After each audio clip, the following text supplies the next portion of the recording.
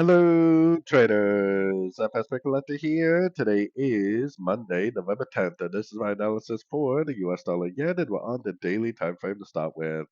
So on the US dollar yen, I mean, we are pushing up very hard. I have been recommending basically logs this whole time because we are definitely in an uptrend on the daily. This is higher low, higher low, higher low. This might be another higher low, and it might actually go up and make a new higher high on this time frame.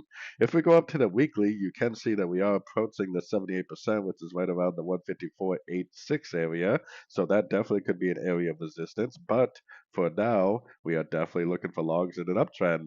Definitely wouldn't try to go long right now at the top of a wave, but if you go down to a much shorter time frame and see a pullback, or you wait for a pullback on this time frame, then I definitely would be looking for longs in an uptrend. This right here is likely just an ABC pullback, 50% Fibonacci bounce, and continuation of the uptrend. So anyways, don't forget to check out my website, linked over here in the corner. And as always, thank you for watching and happy trading.